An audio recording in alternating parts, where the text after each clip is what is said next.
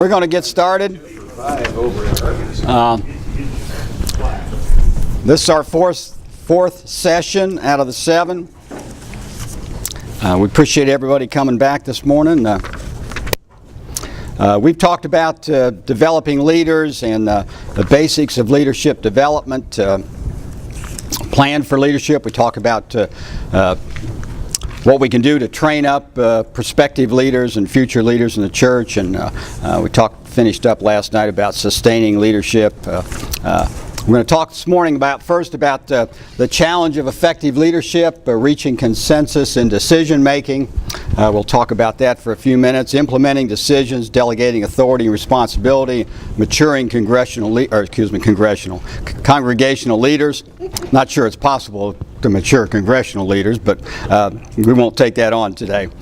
Second session, we're going to talk about skills and traits of effective leaders, and these are, I think, 15 or 16 items that I've developed over the years, and what I think are important to skills and traits to have for leaders in the church. And then our third session before lunch, we'll talk about the relationships with the bishops and the congregation. We'll talk about authority of elders, and there's some disagreement in the brotherhood about that. We'll talk see what the Bible has to say about that. I'll talk about elders and church discipline, and a subject that is interesting to talk about and not widely practiced in the church, unfortunately, but we'll talk about what the Bible has to say about that. And then the elder-preacher relations. We may ask Matt to leave the room. No, I'm just kidding, Matt. He's glad to stay for that. I think that's an important aspect of leadership and that relationship, and working together to do all we can for the church.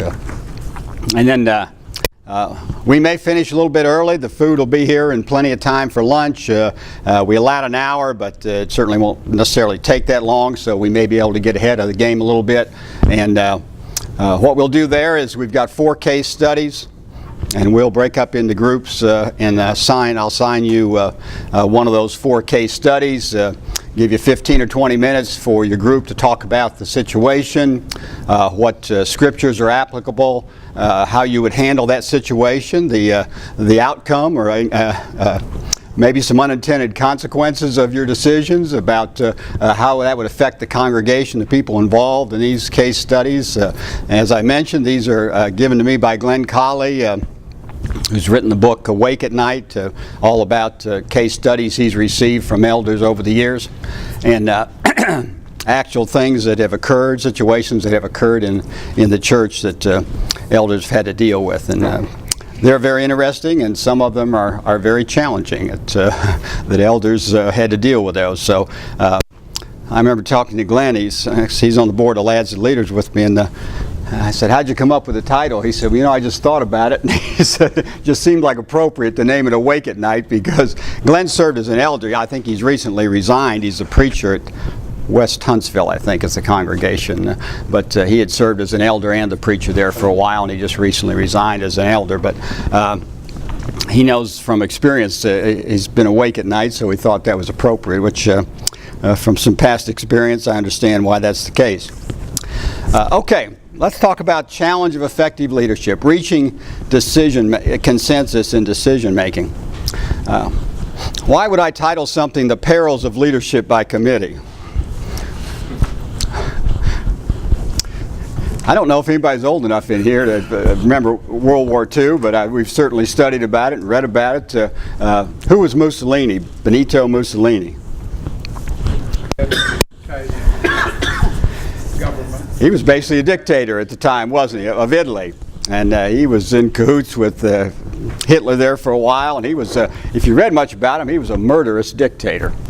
There was kind of a sarcastic joke or saying about him. I don't know if any of you have ever heard it. They would talk about how murderous he was and what a barbarian he was, but they said what? But the trains ran on time. You know why the trains ran on time? Because he executed any engineer that was late for a train coming into the station. So he said, what do we learn about that? That dictatorships or one-man rule can be effective or efficient in the short run, because they don't have to deal with what?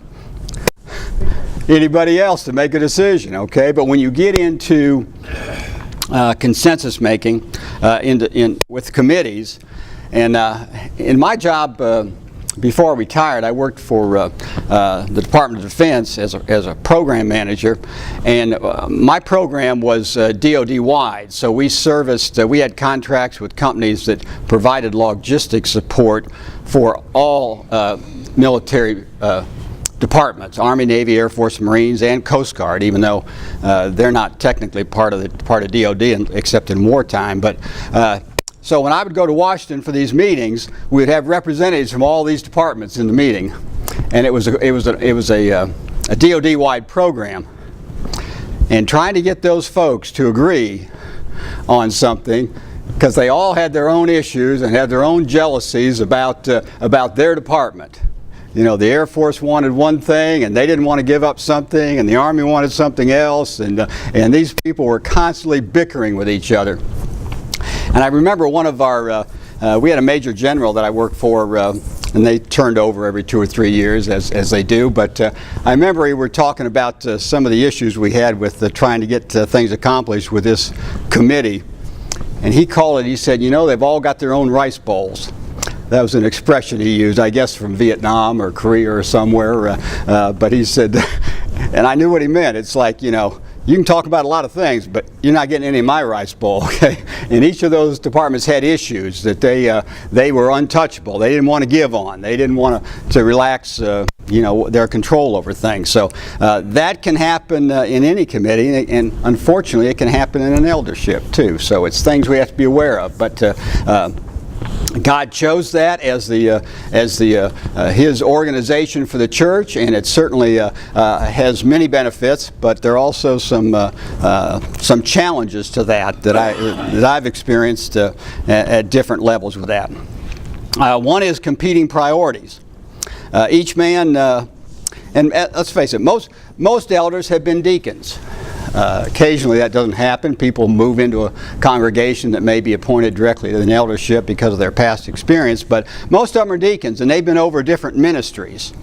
And a lot of times, either consciously or subconsciously, men bring those affections for certain ministries into the eldership with them. So they favor certain ministries, or they lean toward putting more emphasis on certain ministries. Maybe not consciously, but subconsciously they do. And it can affect decisions they make for the church as a whole and what's best for the congregation in that situation. So we have to be aware of that. And we talked yesterday about why it's good if we can move some of our deacons around that have potential for eldership leadership, that we move them to different ministries to get some experience in different ministries for several reasons. And one of them would be that they don't come in with that stovepipe thoughts and concentration. Mentality, that stovepipe mentality. We find that, and so we have to be impartial and be aware of that when we come into the eldership, that we may have certain inclination as natural toward that, and we must be tempered by a desire to do what's best for the congregation. So we have to keep that in mind. I give an example that Forest Park, where I was converted and served as a deacon and elder, has always had a strong reputation for foreign evangelism. We oversaw 3 or 4 families that lived in the Pacific Islands, in Saipan and Marshall Islands, Fiji, various countries, American Samoa. So we were very active in that. The elders went every other year. One of the elders went out to each one of the missionaries, spent a week or 2 with them. All the money came into us from all his support, those supporting congregations. We had an annual meeting with them, so very strong in foreign evangelism. And that was great. And we were at 400 at one time in the congregation. And people started moving out farther away from Atlanta. We were kind of an urban congregation. And our numbers started dropping. You know, we got down to 350 and then got closer to 300 because we weren't doing any local evangelism, or very little. We weren't out actively seeking new members, and folks were moving away. Demographics were pulling the members away from us. So the deacons proposed to the elders that we put together a committee to develop a formal local outreach program, evangelism program. And they agreed to that. So 4 or 5 of us deacons got together, and we spent quite a bit of time developing a very, and it's an example of it's in my book, a generic local outreach program on what we did with committees and different assignments. And we presented that to the elders, and we were excited about it. The elders were not that excited about it.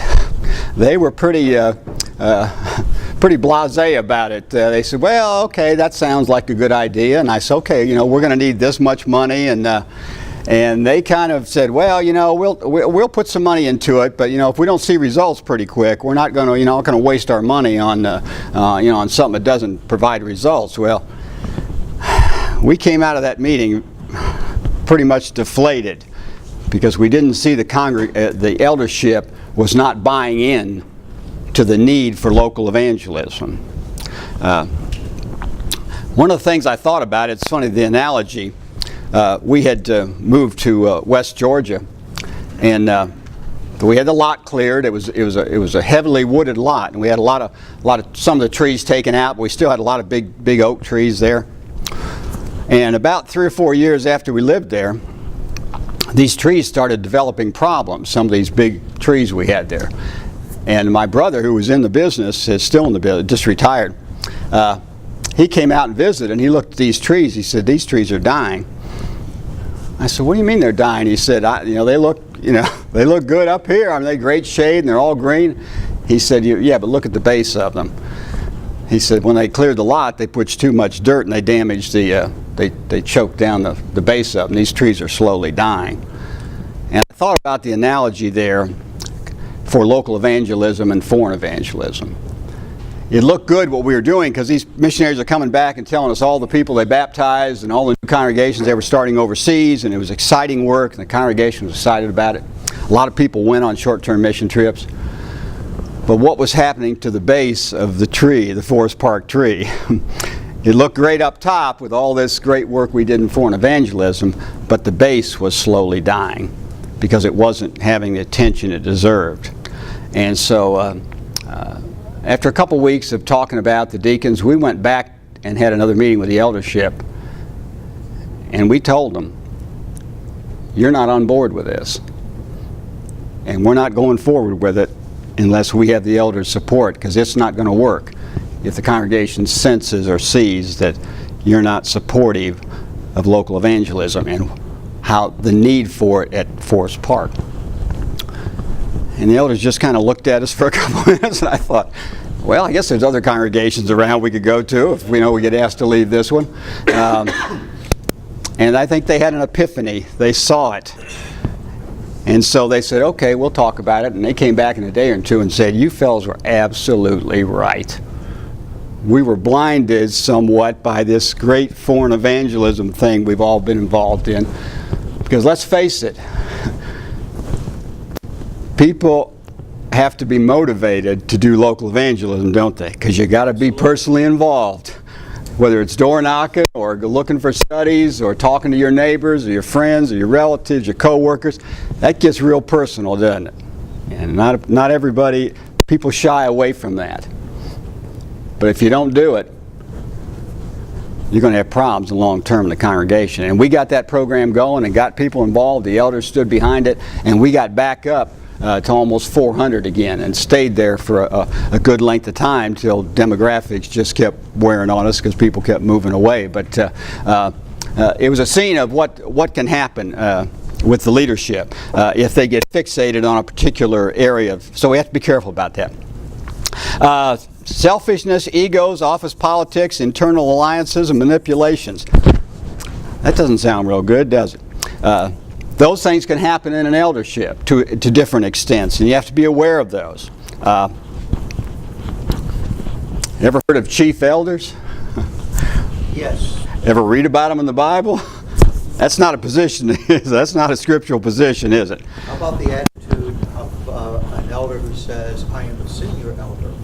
Well, that's the same thing, senior elder. And fortunately, I didn't have to experience that, but I know many congregations that have.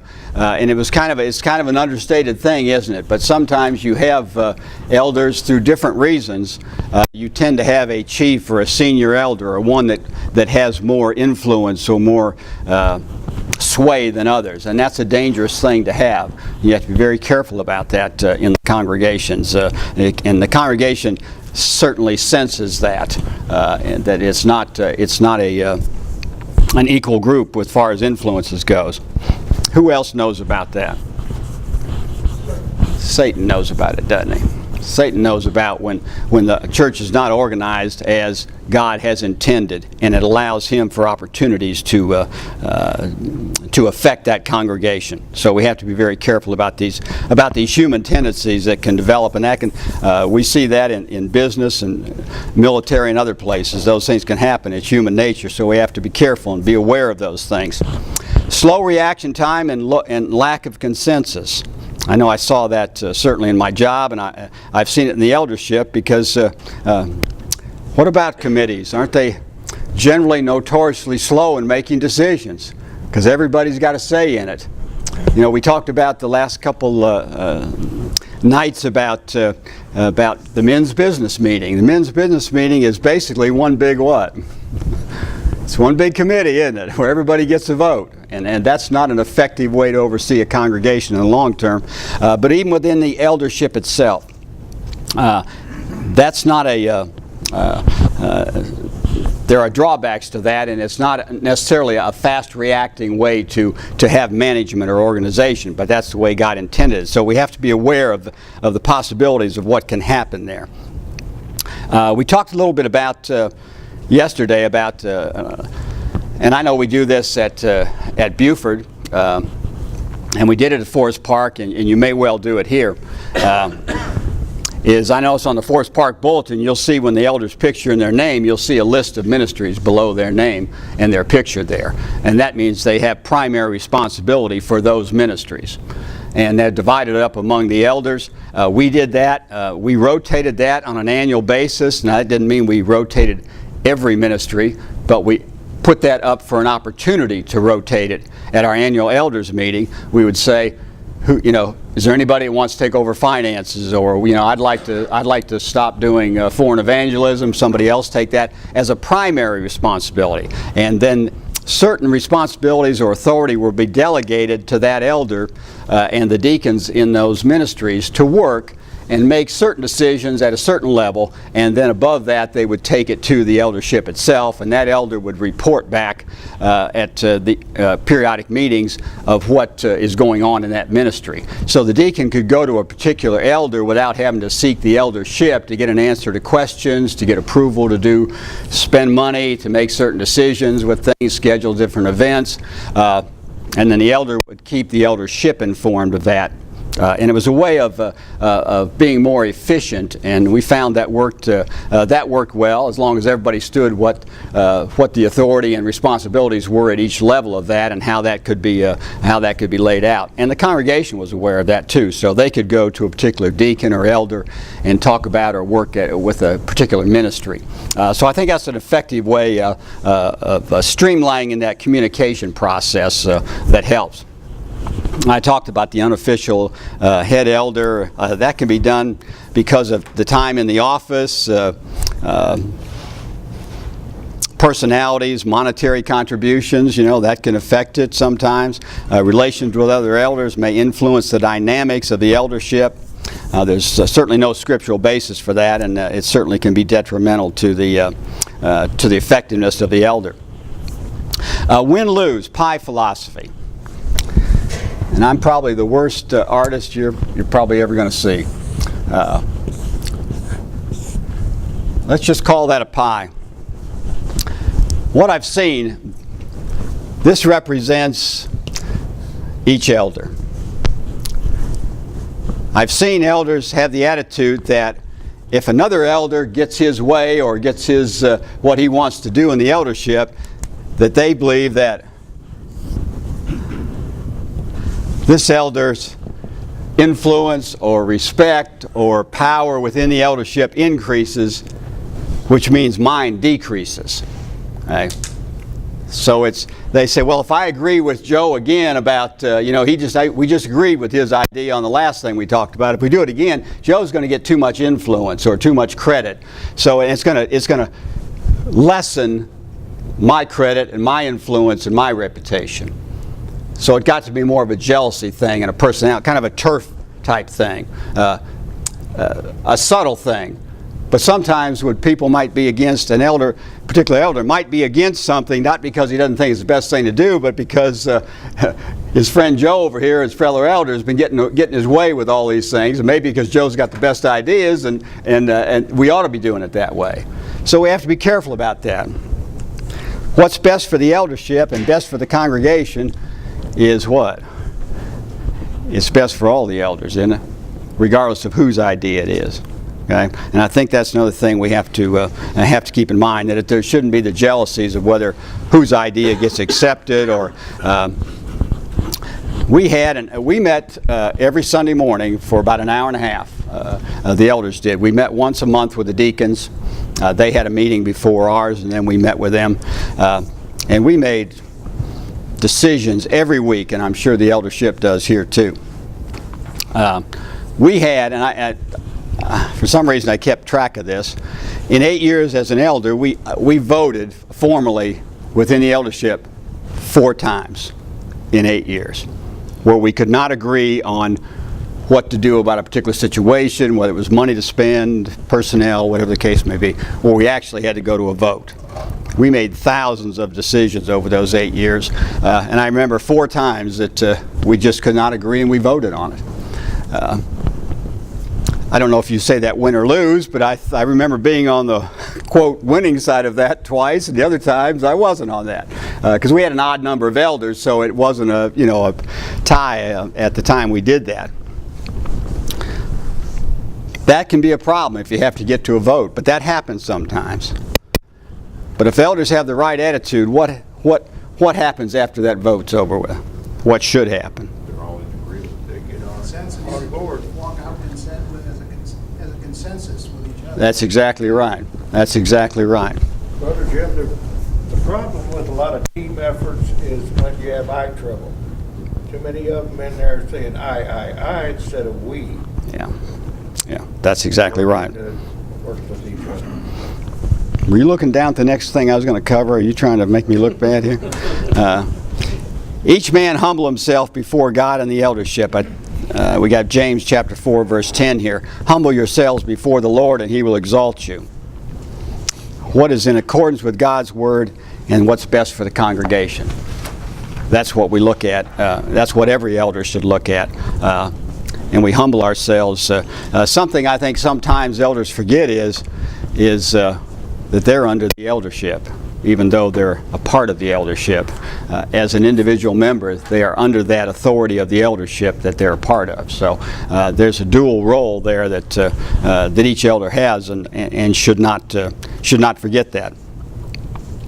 How do you deal with that potential for jealousies and things that come up? I think if you don't have it already, you have to develop a love and respect for your fellow elders. Amen. We're familiar with John 13:34 and 35. A new commandment I give you, that you love one another, just as I have loved you. You also love one another. By this all people will know that you are my disciples, if you have love for one another. I don't know of any relationship that should be based more on love than among the elders. And you have that. And I was fortunate. I think it was 6 when I came in. It got down to 4 and back up to 5 or 6 and down to 4 again. But I was very fortunate that we had a very close relation. We were from different backgrounds, very different backgrounds, and I think that's a good thing for the eldership as far as the education, what careers were, other things, personalities, experience, talents. That all should meld together. But you've got to love and trust each other. And that is something I've said before, love is a demonstratable emotion, isn't it? You can tell folks, your wife or your children or anybody else, your fellow elders, you love them, but they got to see it. And that takes effort, that takes time, it takes a humble attitude. And we spent a lot of time together, not just in our meetings, but in retreats. Socially, we spent a fair amount of time together. We made sure that we had a very close relationship. I had one man. It's funny how things stick in your mind, some little things. We were talking about a subject, and I gave my position on it and why I thought, this is what we ought to do. And he responded like this. He said, Brother Jim, I hope this doesn't offend you, but I don't agree with what you want to do or what your position is on this. And then he explained what his position was. And what I thought about, what struck me, and I told David this, I said, David, it's not possible for you to offend me. You don't have to worry about that. Because I know your heart. I know you well enough. I have enough love for you that if you disagree with something I say, then I need to listen to what you have to say. Because I trust you and I respect your judgment, and I'll certainly entertain the possibility that I'm wrong about this just because you have another opinion and you think it's better. That's how strongly I feel about you. But you're not going to hurt my feelings, no matter what you tell me, because I know your heart. If you can get that kind of relationship with the elderships, your fellow elders, then you're going to have that cohesiveness that the congregation sees. It's not just help you function within the eldership. The congregation sees that, and they sense that. And we know who else sees that too, don't we? Satan said, it's going to be a tough nut to crack here. These folks get along. They love each other. They're sticking to the Word. You know what? I'm going to have to look for weaker congregations, ones that don't have elders or got elders that don't get along, so I can work on them. And we resist him, and he does what? Flee. He flees. Okay. All elders have the same priority, and I say this. I think, as I told you before, I think Luke 19:10 is the umbrella that sits over the church. It sits over the eldership. And whatever we do, some way it has to be connected to seeking and saving the lost. That's what we're here to do. That's what Christ came to do.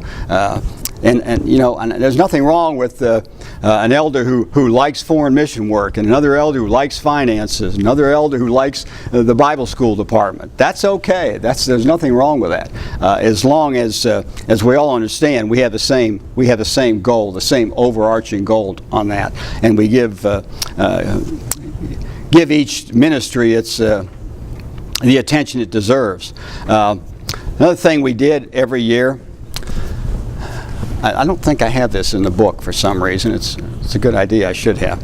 I made a list of every ministry we had at Forest Park.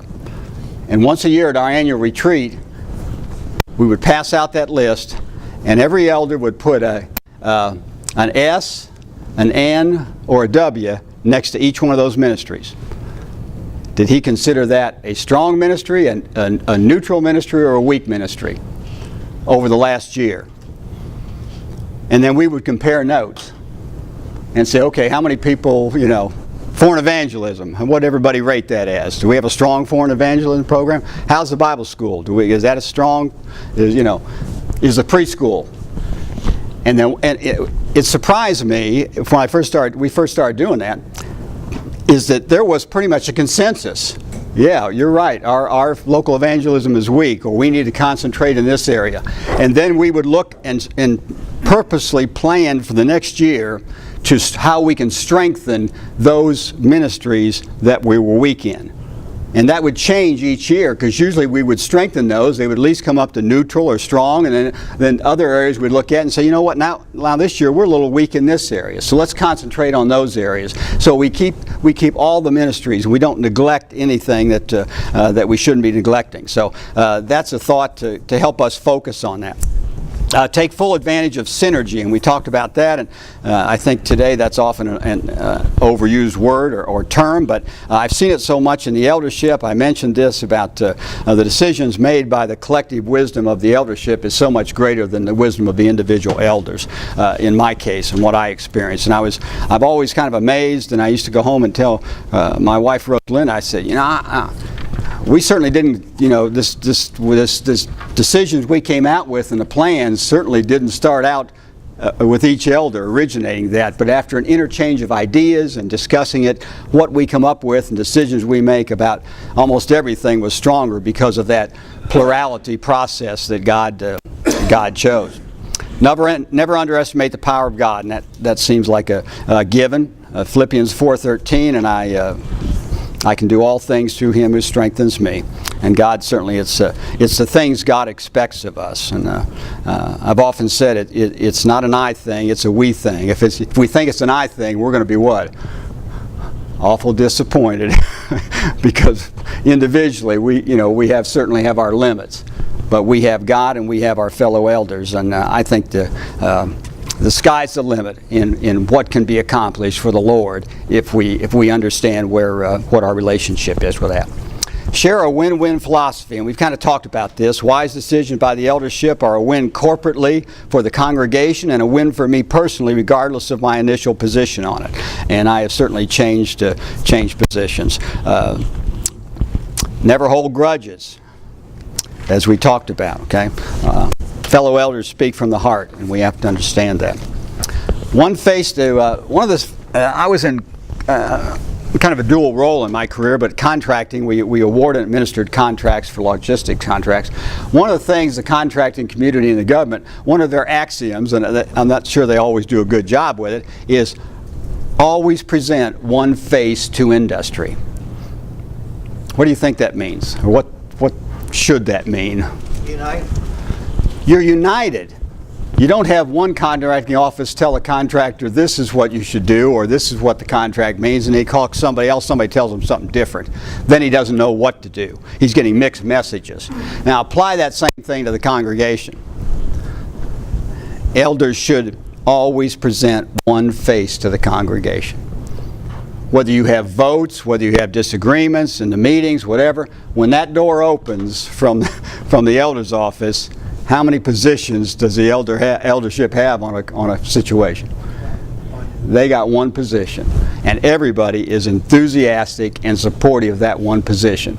Because if you don't do that, what can happen? What's the danger of that? Word starts to get out in the congregation. The elders aren't all together in this. So there's people in the congregation that have their agendas just like everybody else. So they see that crack and see that split, and they then can put a wedge in there. If an elder starts to say, well, it wasn't my idea, but Jim kind of forced it on us, so he got so-and-so to vote for it, but that's the way it is. That's the worst thing an elder can do, is create that division within the eldership and within the congregation. Conversely, the congregation can come back the other way and say, so-and-so's my elder, I go the way he goes, don't give value to all the elders. That's possible too. That is possible too. Possible, it's reality. It happens, and no question about it. We have to be careful about that. And I've seen members that will bait an elder into trying to get him to reveal that he wasn't really in supportive of a particular program or something, just to try to get their way. So if they see a solidified eldership, it keeps a lot of the problems in the congregation that could arise under the surface and dampens that because they see the Not much difference between God's family and the physical family, is there? I mean, the key to raising children, stand united, That's right. Dad undermines mom, mom undermines dad, the kids pick up that, and then they start to work it. That's right. Yeah. Well, we're good at it too. They play one off the other, don't they? We probably all experience that. Implementing decisions and delegating authority and responsibility. Develop and maintain the trust and respect of the congregation. I've repeated that several times, but I don't know of anything more important than that for an eldership, to have that trust and respect of the congregation. It will keep problems from occurring and make it much easier to deal with situations that come up. Maintain a high level of integrity and courage. Definition of integrity: the quality of being honest and having strong moral principles and moral uprightness. Courage: the quality of mind or spirit that enables a person to face difficulty, danger, pain, etc. without fear. I think those are probably the two most important qualities of an elder. To represent the congregation and as far as in the eldership itself. We have to constantly work on that and constantly remember that that's our responsibility, because you're going to be challenged by Satan and by those that would want to cause disruption in the Lord's body.